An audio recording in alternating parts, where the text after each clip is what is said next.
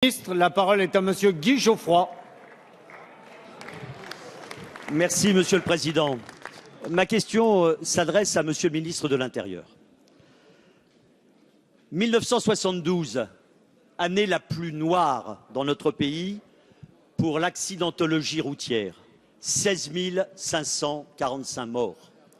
Et on se souvient de ces spots à la télévision où l'on voyait l'équivalent d'une petite ville de province à terre pour montrer que ce chiffre correspondait à la mort de tous les habitants de cette commune.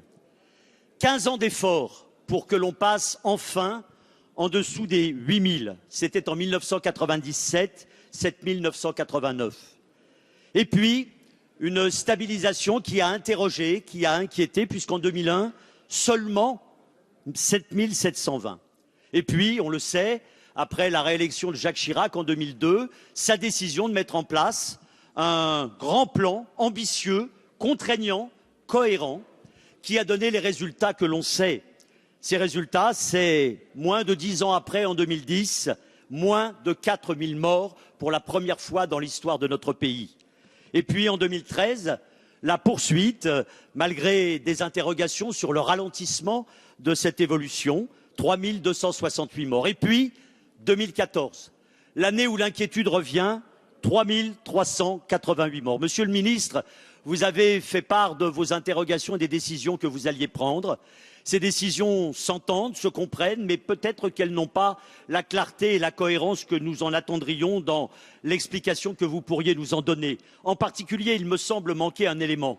L'élément qui avait été mis en avant dans la loi de 2013, qui était celui de l'impact de la drogue au volant. Je me souviens de ce qui avait été dit à l'époque par notre collègue Richard Agnola. 1 joint, 2 verres de vin. Monsieur le ministre, expliquez-nous clairement quelle est la politique que le gouvernement entend poursuivre pour poursuivre l'effort et la réussite de ce qui avait été engagé il y a une dizaine d'années. Ministre de l'Intérieur.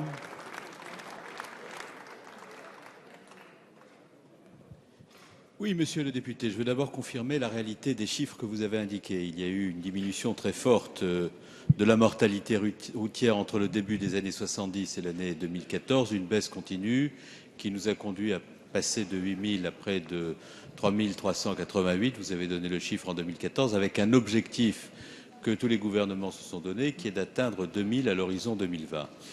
Il y a eu jusqu'en 2013 une baisse. L'année 2013 a été la meilleure année. 2014 par rapport à 2013 affiche une hausse de 120 tués supplémentaires sur les routes par rapport à 2013. Il faut donc prendre de nouvelles mesures. Quelles sont ces mesures que nous prenons? D'abord des mesures d'éducation, de sensibilisation, de formation. Je vais rappeler quelles sont ces mesures. D'abord faire en sorte que tout au long du parcours scolaire, il y ait une formation des élèves aux bonnes pratiques. C'était le cas en primaire, c'était le cas au collège, c'était pas le cas au lycée. Il y aura un dispositif au lycée qui sera mis en œuvre à la rentrée 2015. Deuxièmement, développer la conduite accompagnée, parce que dans les pays dans lesquels la conduite accompagnée est développée, il y a 20% de morts de moins parmi ceux qui conduisent après avoir passé leur permis de conduire jeune. Troisièmement, il y a une nécessité de faire en sorte que la conduite après avoir consommé de l'alcool et la conduite après avoir consommé des produits stupéfiants soient davantage sanctionnées. C'est le sens des mesures que je prends, puisque je diminue le taux d'alcoolémie de 0,5 à 0,2, la base légale pour les primo-conducteurs, et que par ailleurs nous mettons en place le test salivaire qui se substitue au test sanguin, je l'ai annoncé hier, en liaison avec la Midelca, pour ceux qui prennent des véhicules après avoir consommé de la drogue, de manière à ce qu'il y ait des sanctions beaucoup plus dures. De la même manière, nous demandons la généralisation des éthylotests anti-démarrage par la multiplication des centres d'agrément. C'est également dans les mesures que j'ai présentées hier.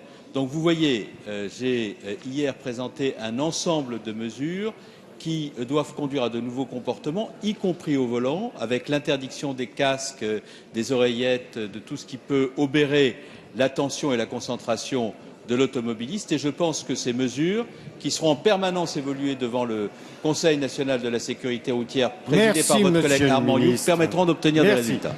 La séance des questions au gouvernement est terminée. La séance est suspendue.